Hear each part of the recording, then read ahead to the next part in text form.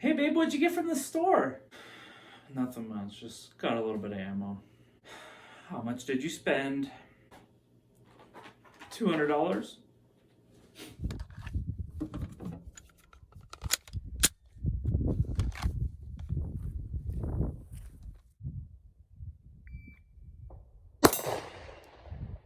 What is up, Internet Breakaway with Armory? And ammo's hard to come by. It's pretty much as precious as gold at this point because you go anywhere and you can't find any 9mm 223 or anything you're looking for unless it's something super weird.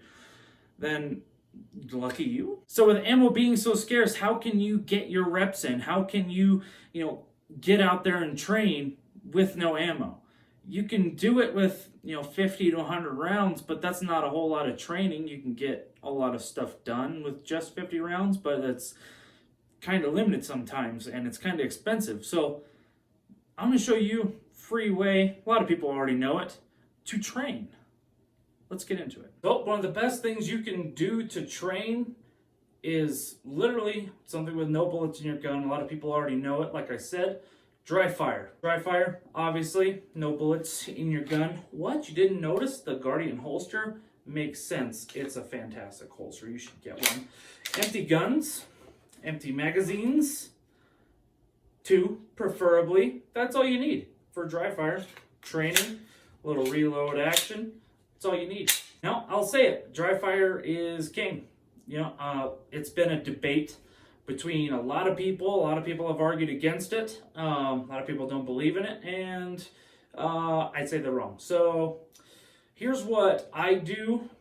Maybe not every step. Maybe I will go, I'll practice one thing a lot, and then right at the end, when I'm done training, I will throw it all together in a draw and see how I do, and that's how I progress. But when you start to dry fire, you should think about your draw, whether it's from appendix, 3 o'clock, behind your back, on your ankle, on your forehead, whatever it is, and run through each step on how you would make that draw.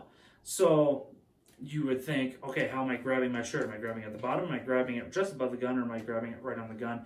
And how much do I need to pull? Is that going to affect? Is that going to hang up on anything? And you can learn all these different things from literally trial and error. Just doing the dry fire, you can figure out a lot of your problems with your draw by just doing this. You don't have to waste ammo. Like, why am I missing? It's because you never trained before. Your whole draw and punching the gun out and transitions, you're missing because you haven't really done it before. And you can do it right now for pretty much free when it's a gun and a Guardian holster, not a garbage holster from somewhere else. Sorry, I'll stop. But here's a little bit what I do. Like I said, break down every little step of your draw. So you're in a relaxed stance. You just work on where you're grabbing your shirt. Oh, you've kind of figured out where you need to grab your shirt. I like to grab pretty much right on the belt buckle. And now you can work on how far you need to pull up to get to your gun. Not pull out, because, that's next. That's what she said. Next thing you should work on is, you've got this down, you've got clearing your firearm, and now just work on your draw. You don't even have to punch out or anything. Just a whole bunch of this. And to all those people out there saying, oh, you're carrying appendix, you're probably going to shoot your dick off. Watch. I am drawing so many times, and the trigger's not going off. This is what it sounds like when that happens. And nothing's happening. Not shooting my dick off. Nothing's happening. So, despite me being petty, just work on drawing. How good is your grip whenever you're doing this? 80% speed, 90% speed. Okay, grip wasn't too bad there. This is, by the way, how I'm gripping my gun whenever I'm coming out of the holster. Yes, the thumb is right behind the slide, but whenever my hand comes together, we'll get in this a little deeper later in the video. When my hands come together, this just slides off and meets right on top of my support hand thumb. So just keep on working that until you get a perfect grip every single time. See, that's why you need practice. You caught yourself on your gun like I just did, and now you're dead. So hey, go out there and practice. Boom. Just constantly working on the draw. So you've done that until you got it perfect once. So don't stop when you get it perfect once, because just like at the range, you'll notice your first couple shots are total garbage. They might go everywhere. But near the end of the range day, you might be right on.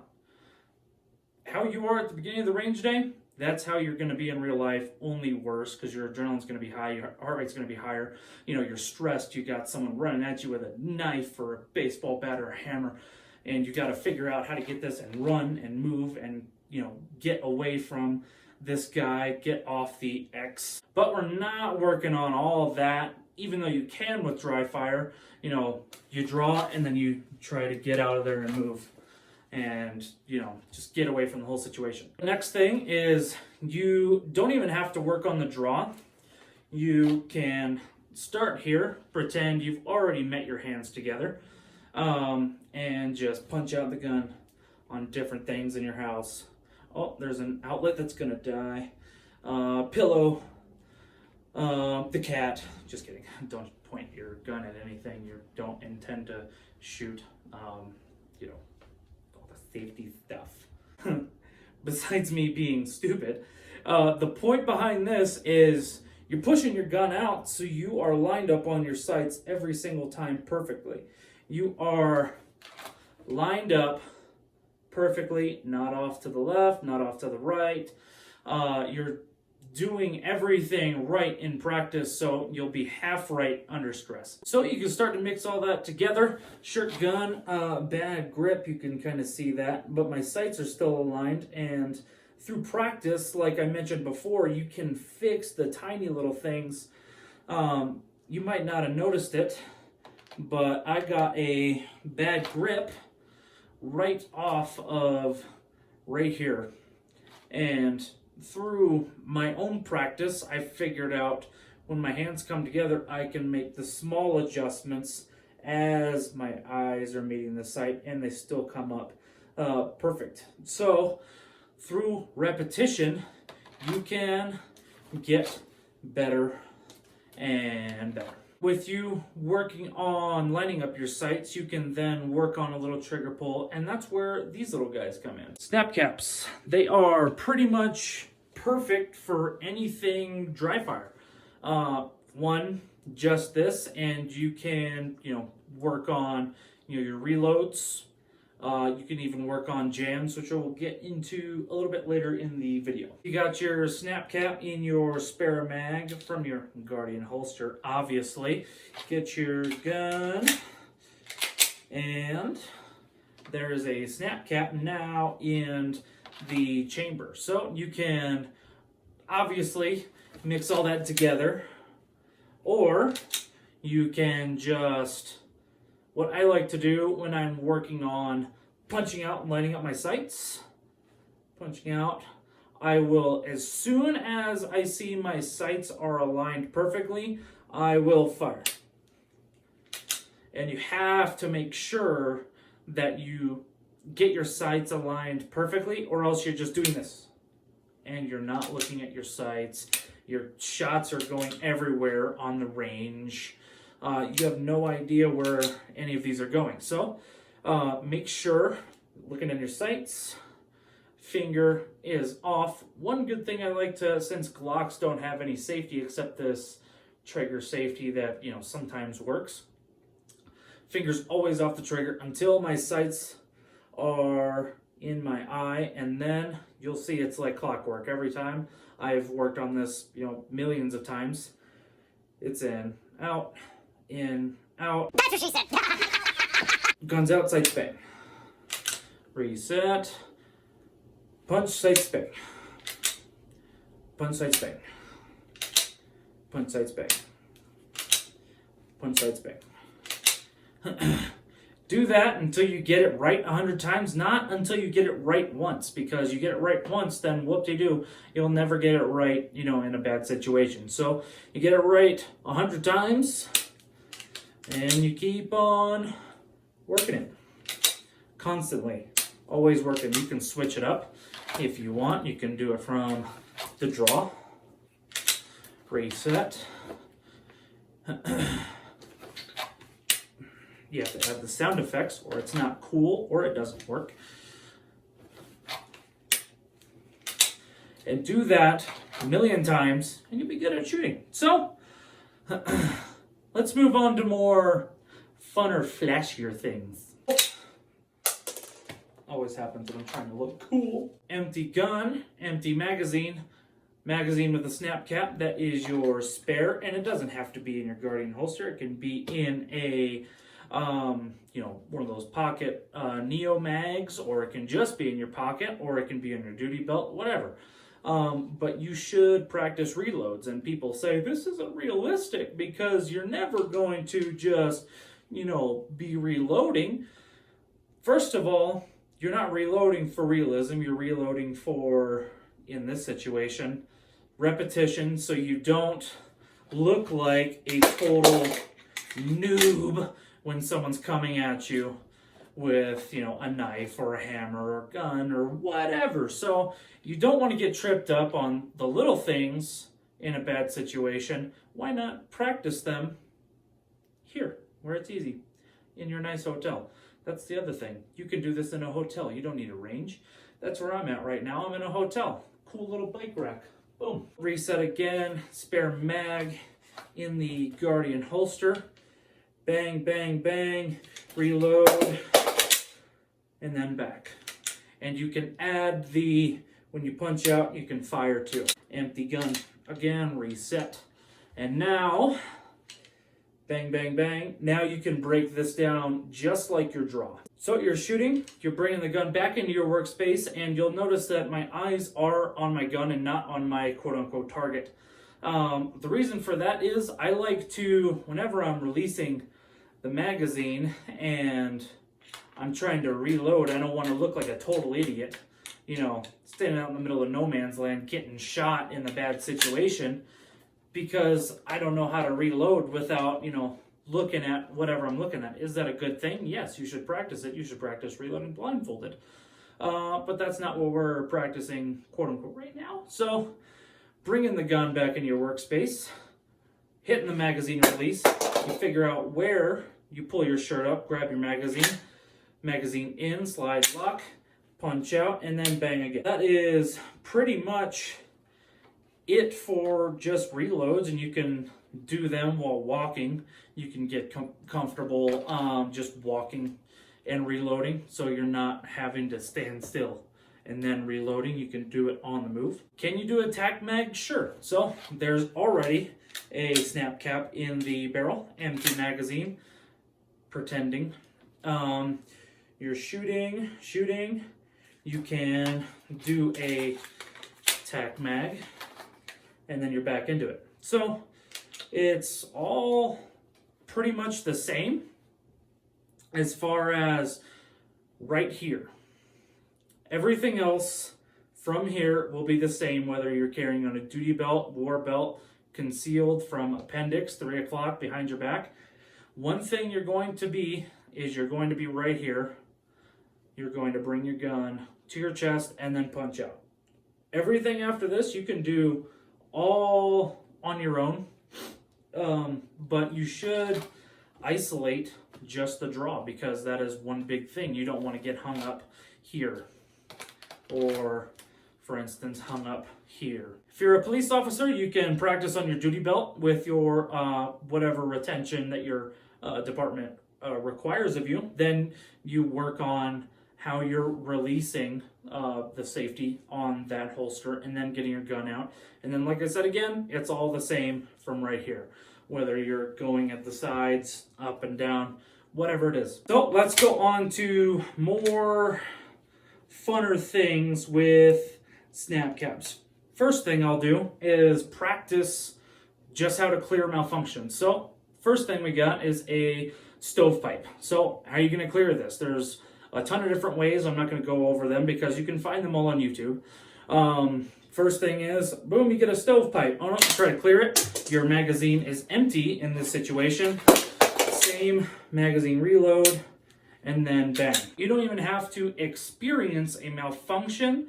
You can practice it here in this controlled environment and then work on how to clear it by just watching YouTube videos and how to clear those malfunctions. That's how I learned.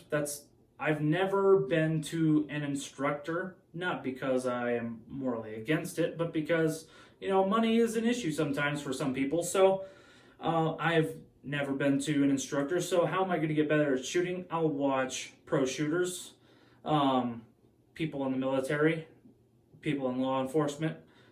Many people who carry a gun for a living can teach you a million different things about shooting that you wouldn't even begin to think about just on your own. So here are some other malfunctions you can work on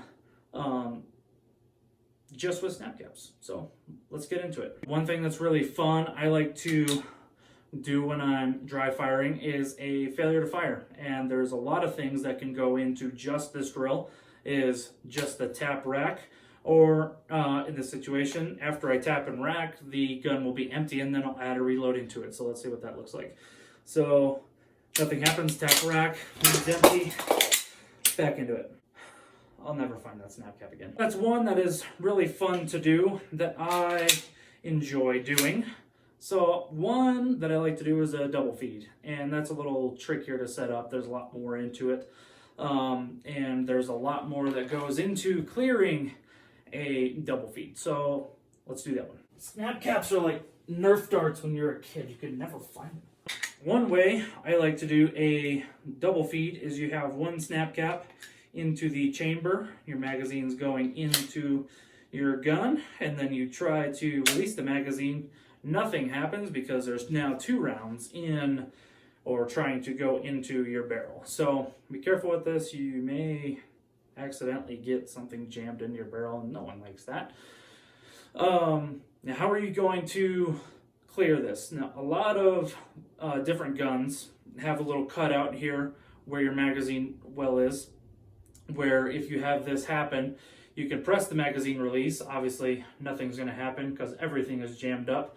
I can't really, unless I have a extended plate on my magazine or anything, I can't get anything to happen here. So what's going to happen for me is, since I have this flared mag well for, a little concealed carry but a little bit more speed, I can't press the magazine release and nothing happens, and I can't tear out the mag.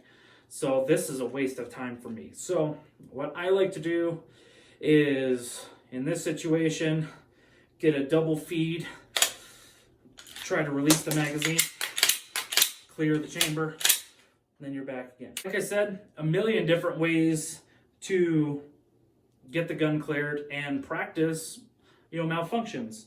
You notice that snap cap came out just on the first try, and, not always is that going to be the case because brass is really soft and it could get jammed in your barrel. So you have to do the rack a couple times. First, you'll notice that I slammed the slide home and there goes the snap cap. Used my thumb to hit the magazine release up so that the slide would rack back. I could then release the magazine, and then I could, with my magazine in hand, clear this. And if this is empty, then I can just ditch this and reload and all kinds of cool tactical hood stuff. So it reloads malfunctions. Doing them is cool, but you can also, super simple, just do transitions. So you can do them really easy, aiming down sights, bang, bang. Obviously, keeping your eyes down the sight, making sure you're not throwing rounds randomly. And then once you get that down, super easy. Your sights are always correct. Then you can widen that a little bit. Widen your transition. How fast can you bang, bang? And you can do this pretty much infinitely as long as you're being safe. You can start from over here and then bang over here. And same thing, and start from over here, bang over here. So you can do most of your training that you would do on the range in your room, in your hotel room, in your garage, wherever you like to do it. Now, what else can you do since ammo is hard to find? How can you spend your money and, still get training and get better? You can take up martial arts, any kind of martial arts, pretty much. Boxing, Muay Thai for striking, because obviously most fights are going to start out standing up, but most fights end up on the ground. So what are you going to want to do? Jiu-jitsu, wrestling, sambo. The reason for that is there's not always going to be a situation where you're going to have your gun. There's not always going to have a situation where you need to use your gun in a defensive situation, or you even can. So it's good to be good at everything than the best guy at drawing or the best guy at transitions. As far as the martial arts, you can start jiu-jitsu, get pretty good at it, and then you can take a break. Go do some boxing, and then after you get decently good at boxing, come back and do some more jiu-jitsu. One thing I'll say, if you have a wrestling background, because I've done jiu-jitsu for a little while, I'm not the best, obviously, I'm never going to be the best, but, not bad. When a guy comes in that has wrestling background from college, high school, they are brutal to deal with. Sometimes I've been tapped by a guy who learned one move that day from class just because he had that wrestling background. So if you have that wrestling background, then you are, one, already ahead of the curve, probably athletic. Two, already know a good amount of skills as far as, your pressure and, where your feet are and how you're moving on the ground. You can have all that in the bank when you go do jiu-jitsu, and then you're already ahead of me, who never had any wrestling background. So get out there and start training. Do whatever you need to do to become more efficient. First thing I think you should do is just do jiu-jitsu, because it's awesome and you learn a whole bunch. It's good exercise and builds confidence. So yeah. So to wrap up the video, get out there, or don't get out there, stay in dry fire. It's some of the best training you can do, minus bullets in your gun, and it's some of the most variety of things you can train just without, spending money, 50 cents a round of 9mm, to go and train how to reload or punch your gun out and, fire one round. It's super effective. A lot of military people, police, pro shooters do it all the time. That should probably say something. A lot of those shooters are better shooters than most people in the world, and I think everyone should just train. As soon as they get a gun, they should, one, learn how to use it safely. How does it work? How can you take it apart? It may get boring at some times, and yeah, I do get bored, but I know it's necessary. Pro shooters, military, police officers, people who carry a gun for a living do this all the time. If they're not, they probably should, because it's one of the best ways you could train pretty much for free, minus a gun, a couple mags, and obviously a Lone Wolf Armory holster. So you're training to get better, awesome. One thing, you don't want to show up to the range looking like a noob. So you have to get yourself some Lone Wolf Armory gear. Hats, obviously you got your holster in now. Lone Wolf Armory shirts coming January 1st, 2021. Now, what can you do with this shirt besides look totally rad at the range? One, it can definitely get you laid. That's important. Two, You can probably run for president and get, about 90% of the votes. There are going to be some idiots that don't support Lone Wolf Armory and freedom. So why don't you get one of these? Get a hat, look totally awesome wherever you go. Carry Lone Wolf Armory holster, Guardian, Omni, and Seraph holster. Still available on our store. Go check it out. Follow us on all our YouTubes, Twitters, Instagrams. Give us a follow if you want to see more of my ugly face, more of this merch, more training videos, more of these amazing hats. That's the end of the video. Why are you still here? Have a nice day.